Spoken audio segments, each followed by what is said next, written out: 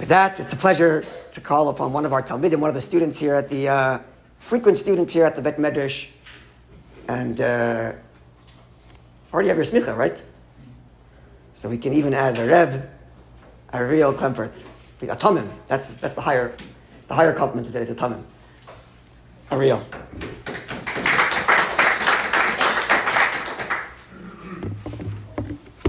So, is a king above the law? Is a king who decrees bound by them, or he can actually do whatever he wants? So, the Midrash has some interesting take on this. The Midrash brings two stories. So the first one in Bereshis Rabbah, I read it to you. So the context is there's this Roman general or whoever it is, Kinus, Rufus, and he's discussing with Rabbi Akiva about going back and forth. Is Shabbat really holy or is it not? And then he, Tinus Rufus, returned to Rabbi Akiva and said to him, if it is as if you say that the Holy One, blessed be He, honors the Shabbat, let him not make the wind blow on Shabbat. Let him not make rain fall, since that's a melacha on Shabbat, the melacha of Zereah, that you can't make plants grow. Let him not allow grass to grow. He said, and Rabbi Akiva responds to him, may the spirit of that man depart from him. I'll tell you a parable. It is like two people who resided in the same courtyard, and if one does not contribute to the Erev, and the other one contributes to the Erev, is it perhaps permitted to transport items in the courtyard?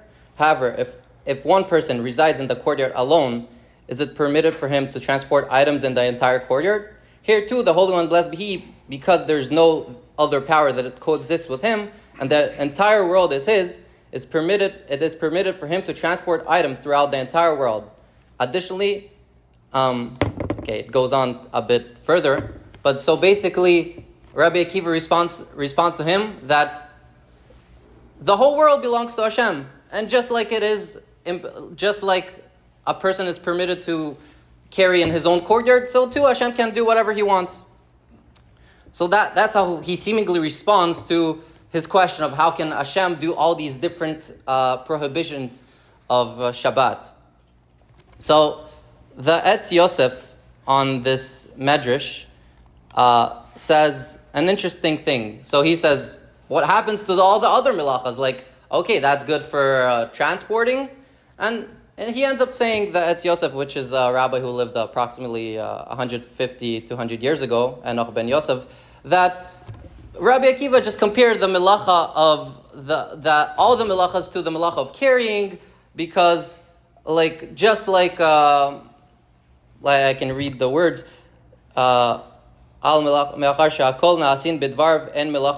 like everything is just words for him. So hakol b'dimyon tiltul, because the wording used was the wording of carrying. Like everything is like is a freebie for Hashem. So this is an interesting take. So a bit of a non-literal meaning reading of the Midrash, but we'll see further on that the Alter Rebbe actually takes this reading actually literally, so that Hashem does really respect the Torah, and He actually does not start doing all the different prohibitions. But it will be interesting to see how according to the Etz Yosef, that maybe Hashem is able to follow, we are able to read this non-literal meaning into a literal meaning. But there was another commentary, the Yafet Toar, and he answers it another way. Just like, so Hashem created already the world beforehand, and He already established a system throughout the 6 days of creation. And then He just let the natural nature of the world run. So He actually didn't do anything. It's just the same system that's been established before the 6 days of creation. It's the same system that's running, and Hashem is not doing anything. He's just not in the driver's seat. The rain on Shabbat is falling as it was established before the 6 days of creation. Also an interesting interpretation, but let's see what the Alter Rebbe has what's his take on this story is. So the Alter Rebbe actually decides to say that, no, this doesn't make sense. This doesn't make sense. All these prohibitions that Rabbi Akiva answered this Roman general, only the prohibition of carrying. Like, okay, so carrying, you can't, like, everything belongs to Hashem. But what happens to all the other melachas? And he answers this very interestingly. He says, in Chassidus, we see that the world, it has the inner level, the pnimius, and the outer level, the chitzonius. And on Shabbat, the pnimius leaves, and then there's only the chitzonius that stays. And so what powers? Usually the pnimius, the inner part of the world, powers the outer part of the world.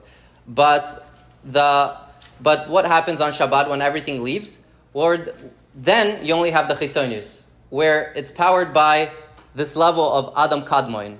This level, which is the only thing that can power when the Pnimius leaves, is this level that is above any other level. This level where everything to Hashem is indifferent. There's nothing else that happens in the world except Hashem himself.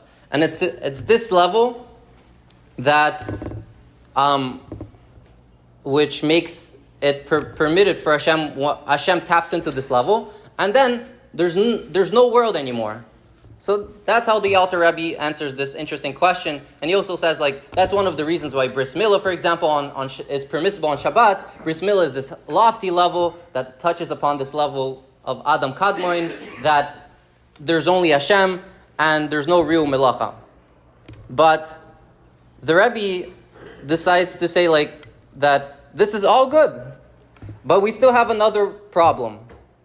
If this is as if just like the Alter Rebbe says, then there should have not. Then in the story we said that everything is Hashem's domain. Everything is in one domain.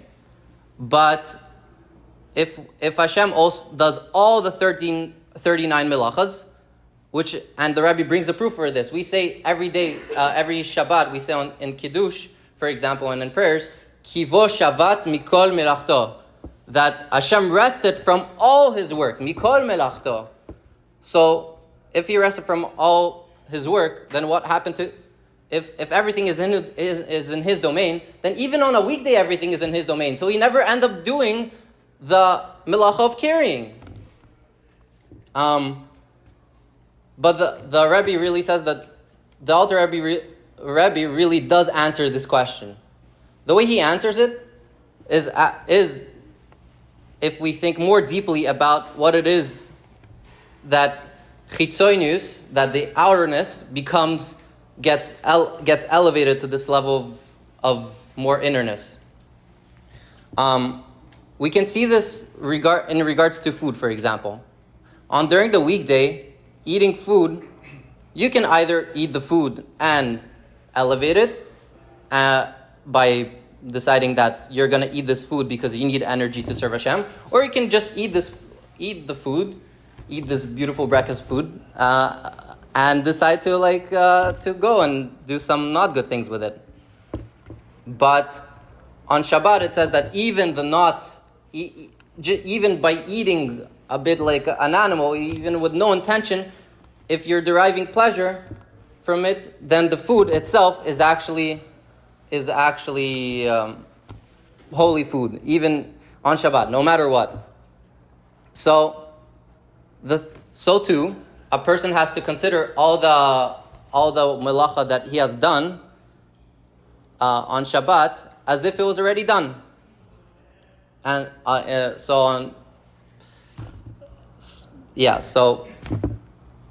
So again, emphasis on thoughts. When you come into Shabbat, it's as if everything was done. And so the Rebbe brings this further idea of, during the weekday, it says that, Nase Adam, let's make man. And the Rebbe connects it that Nase is like a plural term. We shall make man, indicating that a person during the weekday has a good and a bad inclination. But what happens on Shabbat? On Shabbat, it says that the Beit Din Shel Mala, the higher court above in the heavens, is out of town. Gehenna is not working. Nothing. So if nothing is working, then and there's no court to condemn a person, then the person is as if he never did something wrong. The Rebbe is basically saying that a person on Shabbat is not capable of thinking of doing wrong, because there's no court for him to even say that he's doing something wrong, and that all his thought is on Hashem. So as opposed to Nase Adam, this level of the weekday, this level of public domain where there's many people, there are many people involved. During Shabbat, it's all an individual domain. There's only one person, and that's Hashem. And the proof of this again is like food. Even when a person eats food, there's no place for on Shabbat for a person, for his food to not become elevated.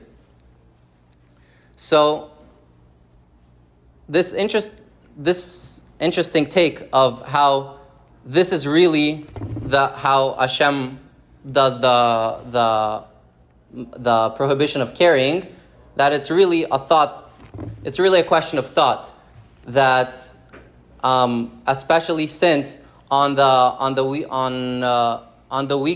weekdays it says that the world was created through 10 utterances, but on Shabbat it says that Hashem rested, meaning to say on Shabbat there's no utterances, there's only thought. And because there's only thought, that's how the Rebbe proves that this, in regards to Hashem, this whole idea of carrying is a question of thought. My initial question on the whole matter was, because I knew this concept that Hashem has to fulfill the Torah, but I read this, it's found in the Gemara on 74b in Bava Batra, so we have a prohibition that you cannot castrate an animal, and Hashem created. It says in Bava Batra that Hashem created even the beasts of 1,000 hills, male and female, and they were so enormous that if they would have coupled and produced offspring, they would have destroyed the entire world. What did the Holy One, blessed be He, do? He castrated the male and cooled the female and preserved it for the righteous in the future. So my thought was, how can Hashem castrate an animal if He fulfills the Torah? So my first initial thought was like, maybe it's a question of saving lives, like it said that if Hashem would have let the male and female remain and they would have produced offspring, they could have destroyed entire worlds. So I would have thought that's why you castrate. Okay, like preserving life takes precedence, but this does not really make sense, because Hashem could have just killed it. Why do a prohibition when you could have done it in another way, in a permissible way? Rabbi Ben Shimon, when I asked him the question, he said to me that really there's not necessarily a question on a simple sense. You can just say that the prohibition of not castrating has to by default involve something physical. And here, Hashem, He could have done something miraculous in nature and bypassed the physical. So really, there could have never been a prohibition in the first place. Even though you said it's an interesting question, and seemingly there should be more depth in the Shulchan Aruch and the commentaries, which I did not have time to look into, if really exactly the ramifications of this prohibition. But before Rabbi Ben Shimon gave me this answer, I tried to solve this question by seeing what this part that the Rebbe says regarding the rain on Shabbat. So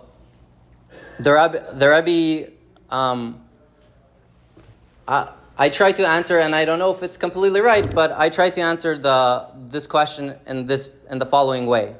So the Rebbe, like I said, says that it's a question of thought, and in that sikha where he discusses it, he says that the offerings. This is the same way on how on Shabbat you can offer offerings, which even is a mitzvah on Shabbat to offer certain offerings, but how that involves many Torah prohibitions. So how can you do that? And the Rebbe answers that there are really two levels of doing prohibitions. So there's a level of like you're following a melacha or abstaining from melacha, like a bit like Rabbi Melul said, where okay, you just have to do what you have to do. But there's this deeper level where you're not doing something because it's a work, but because